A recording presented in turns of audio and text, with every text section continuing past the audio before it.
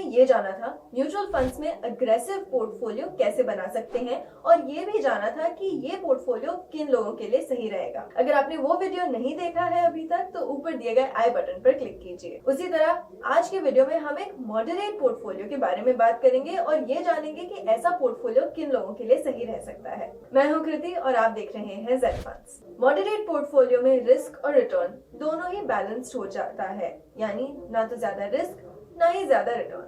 Moderate portfolio में 50% allocation equity में होता है और बाकी का 50% हाइब्रिड फंड्स में। अगर आप मिडिल एज कपल हैं विद योर किड्स या फिर आप अपने बच्चों की एजुकेशन के लिए थोड़ा सा पैसा बचाना चाहते हैं तो आपके लिए ऐसा पोर्टफोलियो सही रह सकता है। ये पोर्टफोलियो उनके लिए अच्छा हो सकता है जो करीब 5 साल के इन्वेस्टमेंट होराइजन में इन्वेस्ट करना चाहते हैं। इस पोर्टफोलियो में हमने 3 से 4 कैटेगरीज रखी हैं, जो है large cap, value oriented equity funds, flexi cap और डायनामिक एसेट एलोकेशन फंड्स। ये चारों ही कैटेगरीज का कॉम्बिनेशन लॉन्ग पीरियड में ऑन एन एवरेज 10 to 11% तक के रिटर्न्स दे सकता है। एक बार एक एक करके इन चारों कैटेगरीज को भी समझ लेते हैं। लार्ज कैप फंड्स में fund manager large cap stocks में इन्वेस्ट करते हैं जो दूसरे स्टॉक्स के कंपैरिजन में कम वॉलेटाइल होते हैं। वैल्यू ओरिएंटेड फंड्स में फंड मैनेजर्स उन स्टॉक्स को सिलेक्ट करते हैं जिनकी मार्केट वैल्यू अपनी इंट्रिंसिक वैल्यू से थोड़ी सी कम होती है। इसके अलावा फ्लेक्सी कैप फंड्स में किसी भी तरह के रिस्ट्रिक्शंस नहीं होते हैं। फंड मैनेजर मार्केट कंडीशंस के हिसाब से लार्ज, मिड और स्मॉल कैप स्टॉक्स में इन्वेस्ट कर सकते हैं।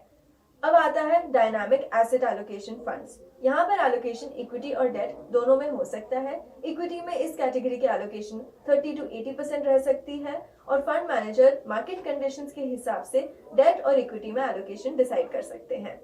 अब बात करते हैं कि आपको अपने पोर्टफोलियो में इन चारों कैटेगरीज में कितने फंड्स में कितना पैसा एलोकेट करना चाहिए। पहला कॉम्बिनेशन है जिसमें हमने वैल्यू ओरिएंटेड कैटेगरी ली है और इसकी वेटेज 20% है।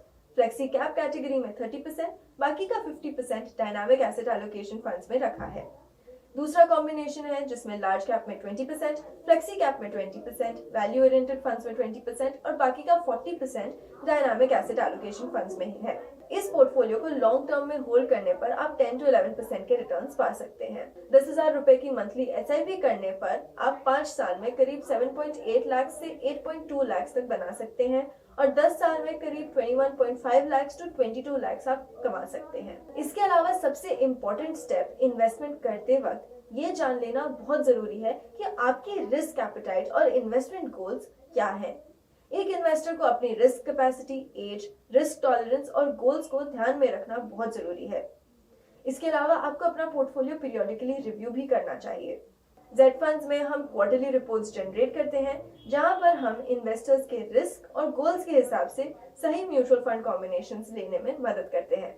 अगर आप अपना पोर्टफोलियो रिव्यू करवा के जानना चाहते हैं कि कौन से फंड्स आपके लिए सही रह सकते हैं तो अभी हमें व्हाट्सएप मैसेज कीजिए 7217746224 पर और हमारे एक्सपर्ट्स आपकी मदद जरूर करेंगे।